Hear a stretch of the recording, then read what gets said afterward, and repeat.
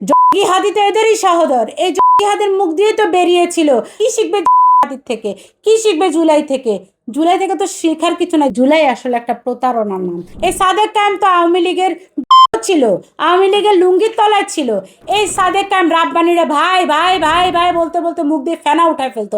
এই সাদেক কায়েম তো আমাদের শেখ হাসিনার পক্ষে কথা বলেছে, বঙ্গবন্ধুর পক্ষে কথা বলেছে, বঙ্গবন্ধু প্রতিকৃতির সামনে ধরে একদম ছবি তুলেছে, তাই না? এরপরে 5ই আগস্টের পরে বের হয়ে আসলো। 5ই আগস্টের পরে আমরা দেখলাম এগুলো সব শিবির নেতা। এরা মূলত নারীদেরকে দেখতেই পারে না। এরাই তো বলে নারী নেতৃত্ব হারাম। নারীদেরকে এরা মানুষই মনে করে না, অথচ এরা ভুলে যায় যে এরা এক মায়ের পেট থেকে এসেছিল। এদেরই তো আরেক সহোদর। জঙ্গি হাদি তো এদেরই সহোদর। এই জঙ্গি হাদির মুখ দিয়ে তো বেরিয়েছিল নারীর গোপন অঙ্গ ছিঁড়ে ফেলতে হবে। এখন জঙ্গি হাদির জীবন বইতে আনছে না দেখে আর একজনকে গালাগালি করছে। জঙ্গি হাদির জীবন বইতে কি আনবে? কি আছে শিকার? বাচ্চারা কি শিখবে? বঙ্গবন্ধু শেখ মুজিবুর রহমান আমাদেরকে শিখিয়ে দিয়ে গিয়েছিলেন এবারের সংগ্রাম স্বাধীনতার সংগ্রাম, এবারের সংগ্রাম মুক্তির সংগ্রাম। কিন্তু আমরা জঙ্গির কোন স্লোগান শিখবো? বাবু এগুলা শিখবে বাচ্চারা। কি শিখবে থেকে? কি শিখবে জুলাই থেকে? জুলাই থেকে তো শেখার কিছু নাই। জুলাইতে গ্রাফিতি ওয়ালে ওয়ালে লিখেছিল শেখ হাসিনাকে চরশিকার চু দরশিকার দি। একটা মায়ের মতো মহিলাকে নিয়ে এরা ওয়ালে গ্রাফিতি নোংরা কথাগুলো যদি লিখে থাকে, তার তো বোঝা যায় যে আসলে জুলাই আমাদেরকে কিছু দিতে আসেনি। এরা নিজেরাই পুরা বাংলাদেশটাকে গিলে খাওয়ার জন্য এসেছে। হ্যাঁ, শেখ হাসিনা স্বৈরাচার ছিল ঠিক, তিনি নিজের মতো করে দেশ চালিয়েছিলেন, কিন্তু তিনি এই জামাত শিবিরের মতো শয়তানগুলাকে বোতলবন্দি করে রেখেছিলেন। উনার পতনের পরে বোতল থেকে বের হয়ে বদমাশগুলো এত বদমাশি করছে, এবং সারা বাংলাদেশে এই যে তথাকথিত কতগুলো হুজুর, এই তথাকথিত হুজুরগুলা ওয়াজে গিয়ে নারী বিদ্বেষী ওয়াজ করে, ধর্ম বিদ্বেষী ওয়াজ করে, সারা বাংলাদেশটাকে এরা উস্কে দিচ্ছে। হ্যাঁ, ভাইয়ে ভাইয়ে করার জন্য, ভাইয়ে ভাই করার জন্য। আমরাও মুসলমান, তারাও মুসলমান। ওহাবি এজিদি এই সেই নিয়ে সারা বাংলাদেশের অবস্থা এরা একদম ধ্বংস করে ফেলছে। এমন বাংলাদেশ তো আমরা চাই না। এগুলো কিন্তু 5ই আগস্টের আগে ছিল না। তৌহিদি আমরা কখনো এরকম উৎপাত করতে দেখিনি। বাউলদের উপর লাফায় পড়ে, বলে যে গান গাওয়া হারাম, স্কুলে গান শিখালে গুণা, মানে কথায় কথায় এরা ফতোয়া দিচ্ছে। তাহলে আমরা কি বলবো? তাহলে 5ই আগস্ট আগে স্বৈরাচারই ভালো ছিল, ওই মহিলা মন্দের ভালো ছিল।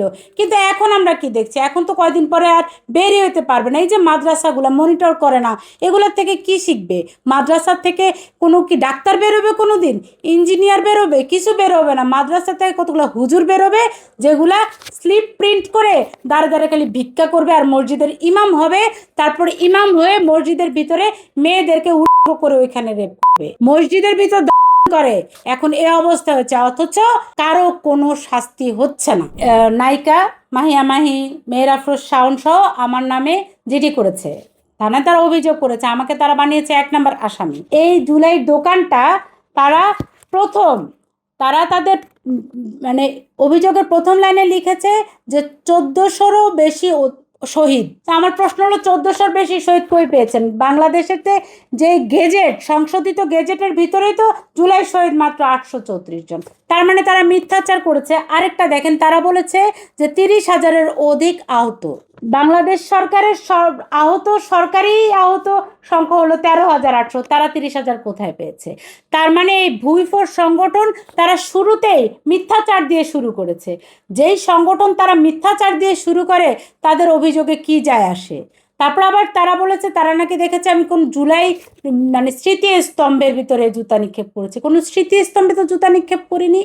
আমরা নতুন ধারা বাংলাদেশের পক্ষ থেকে আমরা জুলাই ঘৃণা স্তম্ভ নিজেরা বানিয়েছি, বানিয়ে ওইটাতে আমরা জুতা দিয়ে পিটিয়েছি। কোনো স্মৃতিস্তম্ভে যাইনি, আমরা পিটিয়েছি। তার অনেক কারণ। জুলাইকে আমরা ঘৃণা করি কারণ জুলাইতে তারা যা বলেছিল সেটা তারা করেনি। বলেছিল বৈষম্য থাকবে না, কিন্তু বৈষম্য দূর হয়েছে। বৈষম্য দূর হয়নি। সারা বাংলাদেশের মানুষ এখনো বৈষম্যের ভিতর আছে।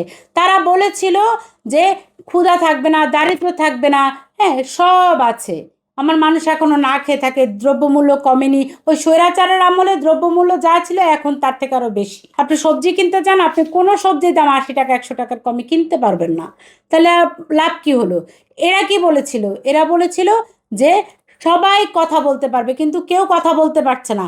কেউ ওদের বিরুদ্ধে একটু কথা বললেই এরা বট বাহিনী লাগিয়ে দিচ্ছে। বট বাহিনীগুলো দেদারসে ম দিয়ে ব দিয়ে খ দিয়ে আমাকে গালি দিয়ে বেড়াচ্ছে। তাহলে এটা তো কথা ছিল না, তাই না? জুলাই দিয়ে মূলত এরা জামাত শিবিরের উত্থাপন নিয়ে এসেছে। স্বাধীনতা বিরোধী, দেশ বিরোধী এই জামাতি চক্রদেরকে এরা মূলত সামনে নিয়ে এসেছে। জুলাই আসলে একটা প্রতারণার নাম। আর এই যারা আমার নামে মামলা করেছে, তারা আমার নামে মামলা করে কি করবে? আমাকে জেল খাটাবে। জেল খাটালে কি হবে? যারা তাদেরকে ঘৃণা করে তাদের কয়জনকে তারা জেল খাটাবে? জেল খাটালে কি সত্য মিথ্যা হয়ে যাবে? জেল খাটালে কি মানুষের কণ্ঠ রোধ করা যায়? কিছু যায় আসে না। আমি সত্য কথা বলতে শিখেছি। সত্য কথা বলার জন্য নতুন ধারা বাংলাদেশের জন্ম হয়েছে। আমি ভয় পাই না।